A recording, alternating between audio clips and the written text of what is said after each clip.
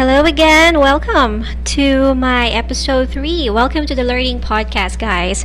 So I can't believe that I am already on my third episode, and so far the first two episodes that I just released were good. There were a lot who gave feedbacks on how they had similar experiences as mine, and they were able to get tips. It comforted them at some point that you can, you just have the power to get out of the situation for as long as you really believe that you can. And again, I just launched on YouTube the audiogram of episode 1 and 2. So I decided to do an audiogram for that, because these are for those who does not have a Spotify account. Now, I've been asked what's the difference between your podcast and your YouTube, because it's still there. The message is still there. So why can't I just put everything on YouTube? But with podcasting, guys, even though your phone is closed or locked, if you're just trying to skim with other apps, it's just gonna play. There's so much convenience if you listen to the episodes via podcasting, right? I know for those who are listening, thank you from the bottom of my heart. And as I've said, this podcast of mine will only be weekly until July, because the moment that classes will start again, we're gonna be busy here, so I'm gonna do probably 2 episodes a month na lang gid, okay? So let's just do this. So thank you again for tuning in to my episodes, and welcome to episode 3.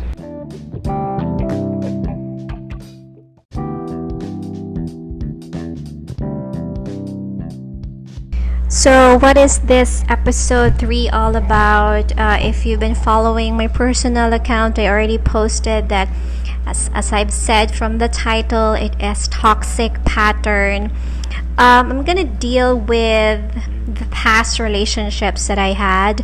Not all, the significant ones who really made me learn something and really had a change on how I view relationships. Not really the details, not really the bits and specific details. Probably just certain parts that I can remember. And of course, I'm gonna focus more on how I dealt with it and what are the learnings that I have discovered about myself after or during those relationships. So, are you ready? Let's go.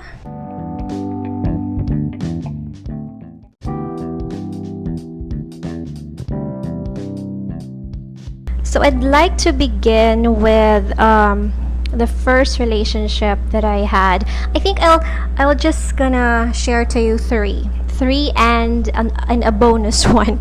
3 of the most significant relationships I had. I think the first relationship that I had, I think I was around 21 or 22. I was very young, I just graduated. I was working on my first job. Everything was so liberating for me. Everything was just, it was freedom. I was freedom. And I remember this guy, let's just call him Mr. Giver. It's a Mr. Giver.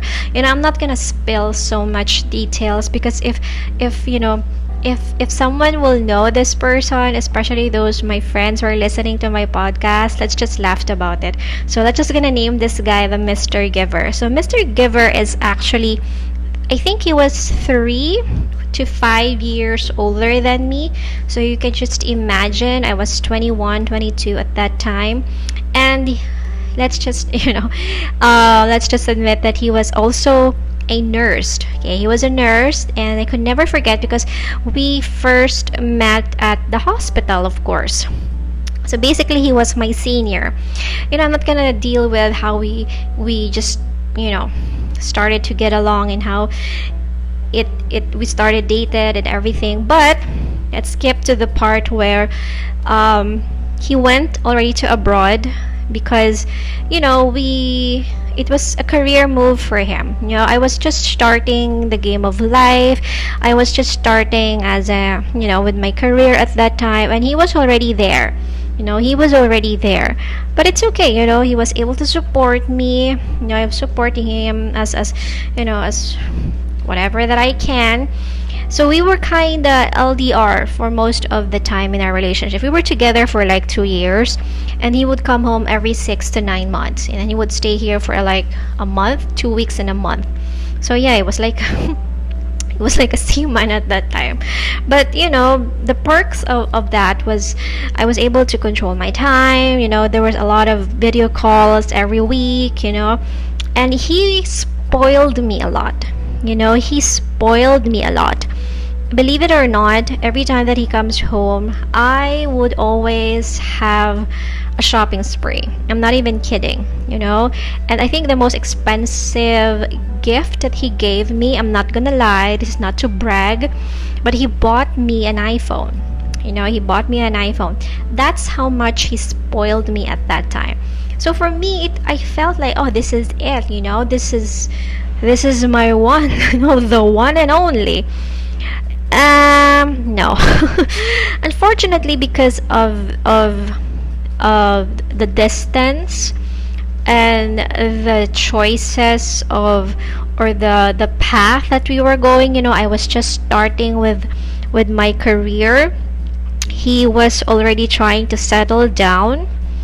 It just came to a point that I became too dependent on him. I became too dependent on him that it led to a point that I was a burden. I was already a burden.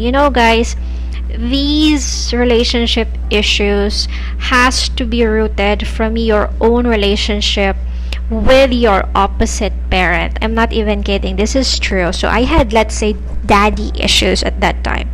So because of my dependency on this man, because I was not able to depend on my father on anything, especially when it comes to, the support that I really needed. So here comes a man who supported me, like in everything, from the material things, to the attention and everything. And little did I know that I already became too dependent on him, that I was like losing my own gear, my own path, because I was already grooming myself and preparing myself to be his wife. That it really led to there. However, little did I know also that I have become a burden to this man. It's like I was trying, I was ready to give him the burdens of my life to him as well, but he did not wanted that. It was like, oops, wait, I did not sign up for this. And yeah, the later months of our relationship, if you're a woman, you would always have a gut feeling. You would always have that instinct. Never ever doubt your instinct, because 99.9% of it is really true. So I caught him cheating, twice. I caught him cheating twice. The first one was, I think he was still in contact with his ex, because he also had issues with his ex. The second one was a long distance relationship here. So that person that he cheated on me with, he married her 5 years after. I did not know that. I just came across with that news. Actually, I was already okay when I found out about it. And yeah, that person and my ex at that time probably had synced their own plans in life. They were already at the point of settling down. They had the same goals, and they did not burden each other. That's when I realized, yeah, that was when, after the relationship, I realized that I must not burden my partner with whatever issues that I had. And that's also the time that I knew that I had to regain my worth, and I had to really establish myself alone. No one can save you, not even your partner. So even if you're already married, they say that they will always tell you that it's your other half. Yeah, they are your other half, but you really have to stand on your own 2 feet first. You don't complete each other. The thing here is you have to complement each other. That's just what I learned from this relationship. And after that, since it was like my very first strong heartbreak, if it's really your heartbreak, you feel like it's the end of the world. So this is the time where I go party after. I dyed my hair several times. It was just, every time I remember that, it's so funny. It's a good time. It was like I'm trying to redeem myself.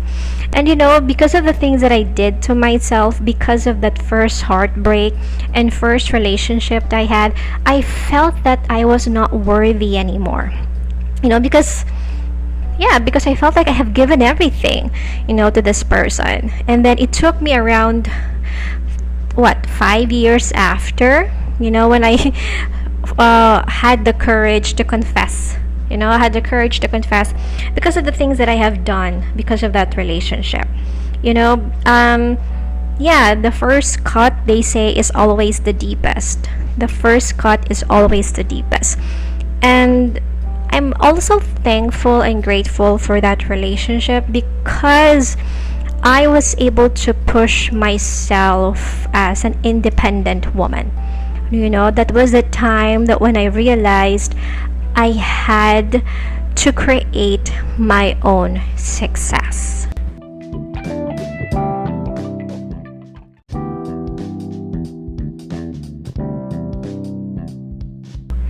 Yeah, so moving on to the second relationship that I had, let's say this was around, I was in my mid 20s. I was already 25 to 27. Yeah, I was already there. I already have my game there. I already have my strong career. I was earning. I already know what I want. It was just a blissful period for me.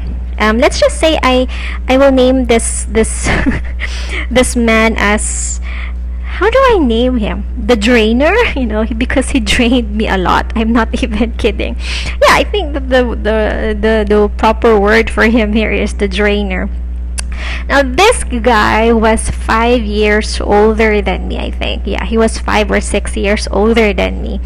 And I'm not, if I'm gonna say his work or who he was, the people who's gonna listen to this would know him. But I pray to God that, not a lot will listen to this podcast.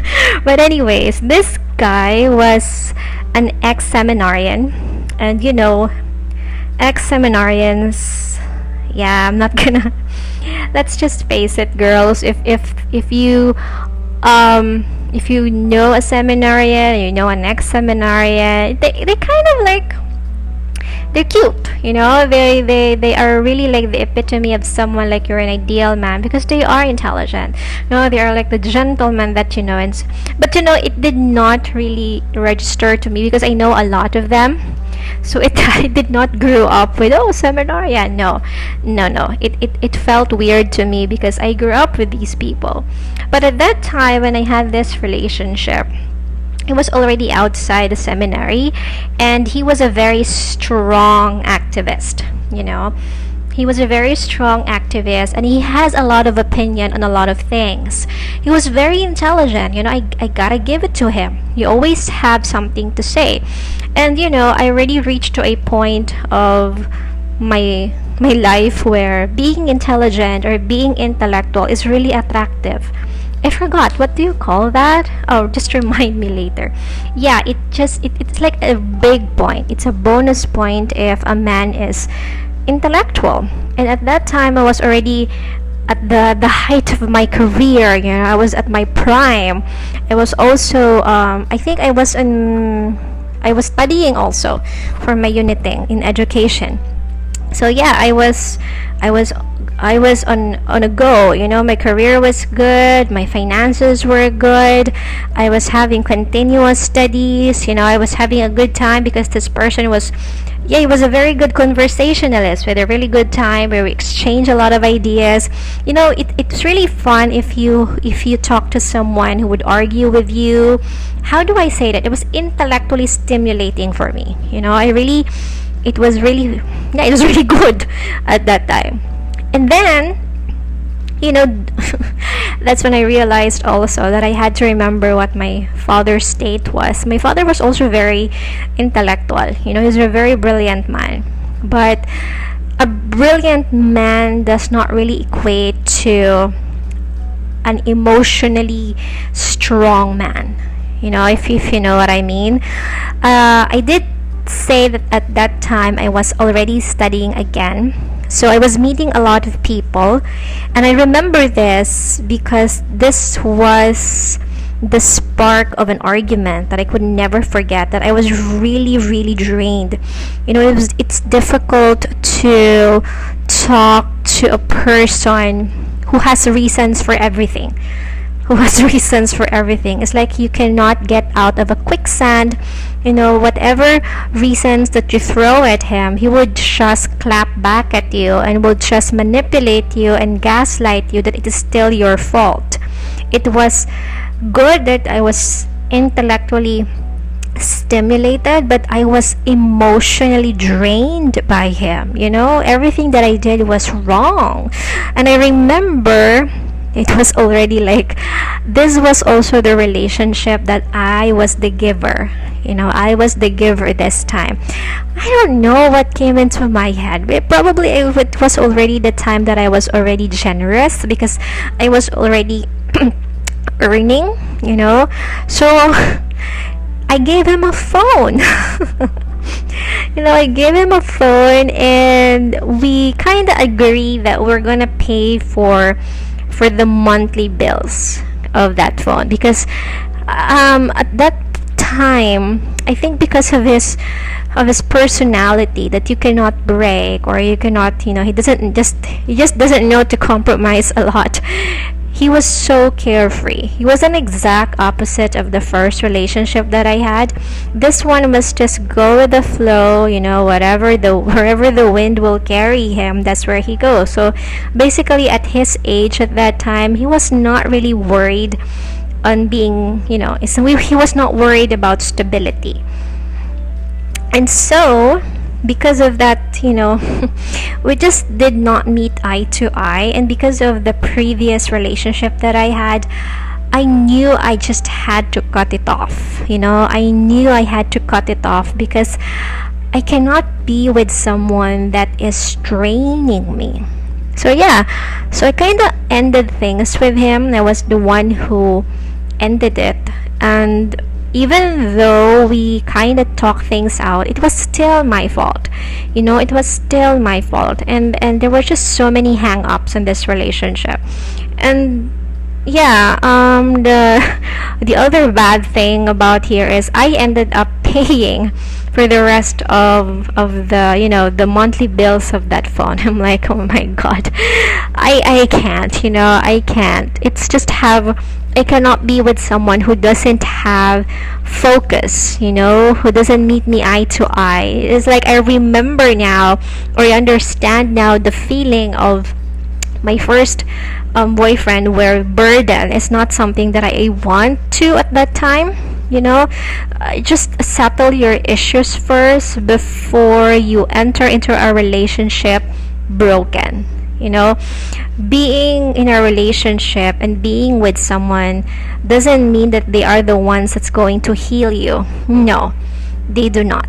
It's gonna cause more issues, it's gonna cause more trauma, because if you enter a relationship that is not healed, you have issues in life, you feel that your burden must be shared with someone, then don't enter a relationship. Yeah, that's just how I see it.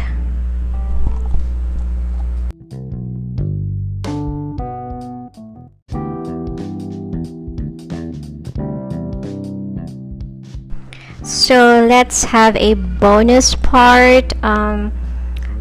This is, how do I say this?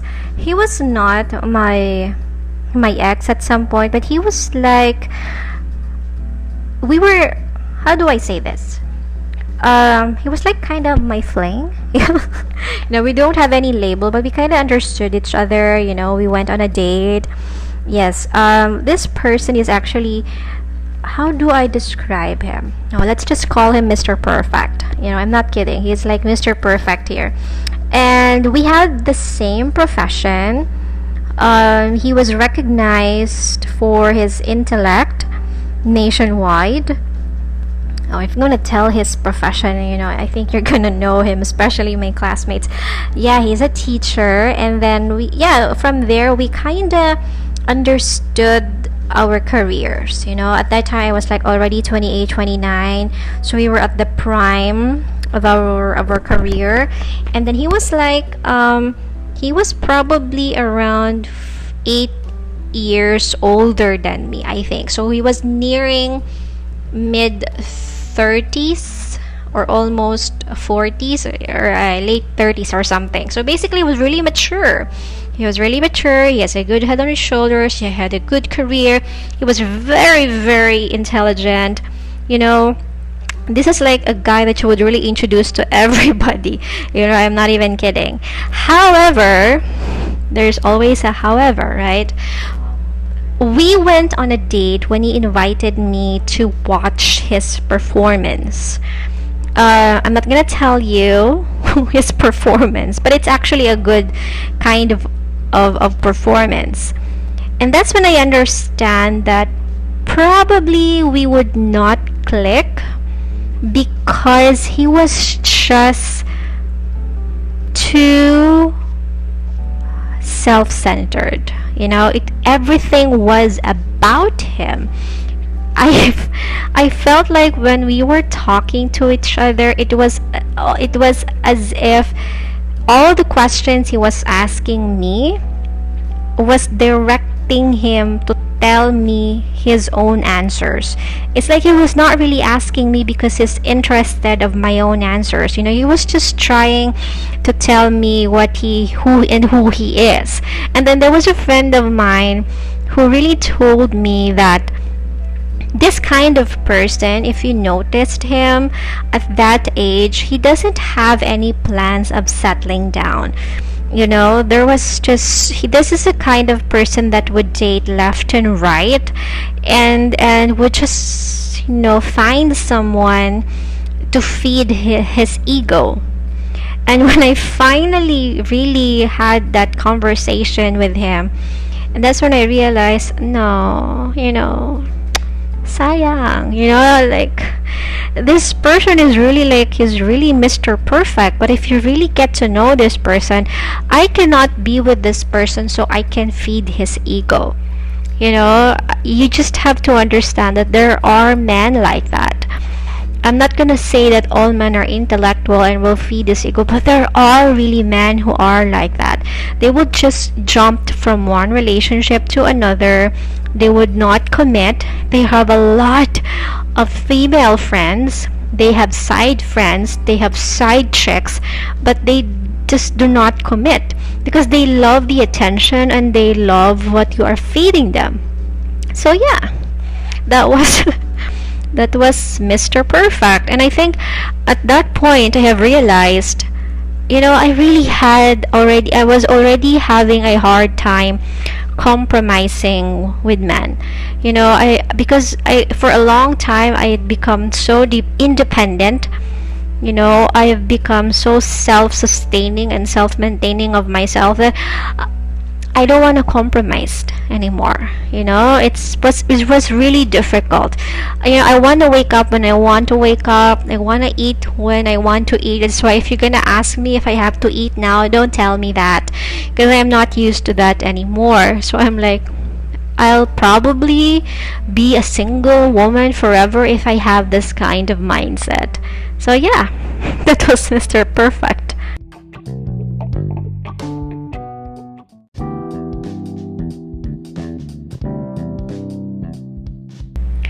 let's go to the third relationship that I had. How will I name this person? Baby daddy? If you know me, if you know my story, then yes, people, he is that guy. I think this is the only, I think you're gonna hear dogs, never mind. I think this is the relationship where I really started to let go. I have built my walls up so high. I have so much expectations, but I let it go also. I had my standards, but it was realistic standards. I just started to let loose. I was not too uptight. I just said to myself, this relationship that I'm going to have, since I was already in my 30s, the only criteria that I'm going to ask from this is this person loves me. That's it. It's like no more of those high-end careers, no more of those financial stability, no more of those intellectual whatever. The only criteria that I had at that time was this person loves me, and that's it. Is it me trying to lessen the expectation, lessen criteria and standards? I think not. I think not. It was, I was just ready to love someone in the purest form that I can give. And yeah, up until now I'm trying to process all of this, because I have finally came to a point that I am actually comfortable talking about it, because the healing is already there, and I have called myself out. When you say called myself out, it's like in the past relationships that I had and up until now, I took part on this. It's not, I have accepted that not all the problems and the failures are on them. Half of it was on me. It's a difficult way to accept that, because your ego is gonna hurt on this. So for me to call myself out and to accept that I took part in all of these relationships is actually a sign of my growth and my healing, because these things are not gonna happen if I'm not gonna allow it in the first place, right? So yeah, also on this last relationship that I had, this person was just too good to be true. It was too good to be true. He had nothing to offer. It was not even at par with any of the previous relationships that I had. He presented himself, and that's it. But the only, not really wrong thing that I did, but I finally understood that what we did was codependency. It was an unresolved, I think it was one of the unresolved issues I had with my father, with the codependency, wherein I had to build himself. I really had to build himself. It was not really for me. I was building himself up because I felt like there was a part of my relationship with my father that I was not able to do that. So I was transferring that to another person, and I saw that it was fitting to that person. Yeah, I love the person, but there are just certain issues that it had to be resolved, and I was unconsciously doing it. I was building himself up, and not just for me, but I was also building himself for his son. And up until that point, only to find out and only to realize that I was already empty. Because I gave everything. It was like I was trying to lessen the guilt that I had, because I was not able to, I was not able to have that closure or to really heal my father up until his last days. I was really hoping in my head that he's gonna go back to normal, but unfortunately not. But for some reason, I transferred that to that person. So I was building him up because I was looking at him at a clean slate. A clean slate. He had nothing to offer me. Like, really, he had nothing to offer me. Career, finances, whatever, credentials, nothing. But he met the criteria that I was looking for, and that was him loving me. He was very brave in facing me head on. He was brave in facing everybody around me head on with nothing on him, no name on him. And that's when I said, oh, this is very nice because I get to love someone in the purest form that I can give, finally. But things are not gonna go as you planned. That's the beauty of life. And if there is one thing that I have learned from this, I'm just full of love. I have realized that I was just full of love because up until the very end, yes, I was kinda empty because I have given all. But after a few weeks and a few months of healing, I have realized, wait a minute, I've entered this relationship. I was already whole. I was on the top of my game. I can just recharge all of that again. And I'm still whole. I still have that love in my heart. It was never gone. Although I have trust issues, it's not gonna be gone. I have trust issues, but I have learned to just, pull down my barriers, my walls. Because if I'm not gonna break down the barriers, then I'm just gonna block the blessings, that God and the universe is gonna shower me with. The forgiveness and healing has to come in the most painful way. You know why? Because I have to admit to my mistakes. Because if you fully admit that you took part on this whole scenario, then you know that healing is starting. Yeah, so what have I learned from all of these relationships? There is one thing common to all of these men. You know what? They are all infamous. When I say infamous, they were bad boys. They were men you don't want to mess with. I'm not even kidding. And for some reason, I was unconsciously attracted to that because I felt like these men would face me head on, and I always like a challenge. I cannot be with a gentleman. I feel like I'm going to destroy this man if I'm going to be with him. I don't know why. And also, I'm also unconsciously attracted to broken men. I have realized that I'm doing the codependency. What is a codependency? Because of the issues that I had with my father, I was trying to rebuild him. I was trying to heal him. I was just trying to make things right with him. That I was not able to do that. So I was unconsciously doing it with the relationships that I had.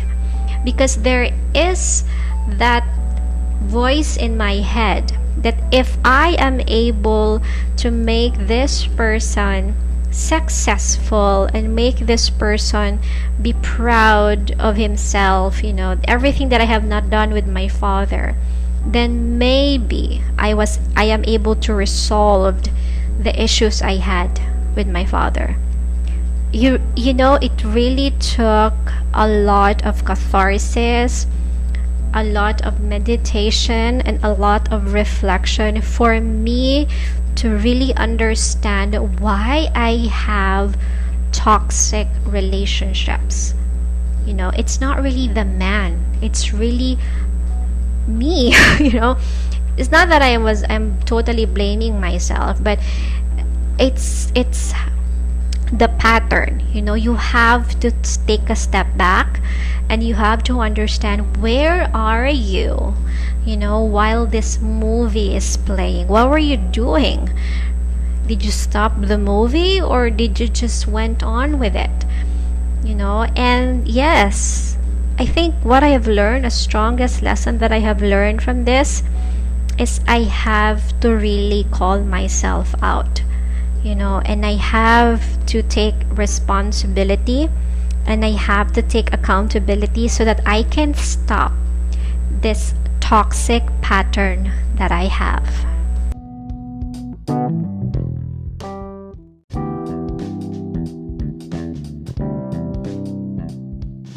So how did it ended? I'll probably have that on another episode, because the cause was, it was really a betrayal of trust. I really I really spiraled down. So it's probably a whole new topic to discuss with. So yeah, I'm giving you already a heads up that it's gonna be on the next episode.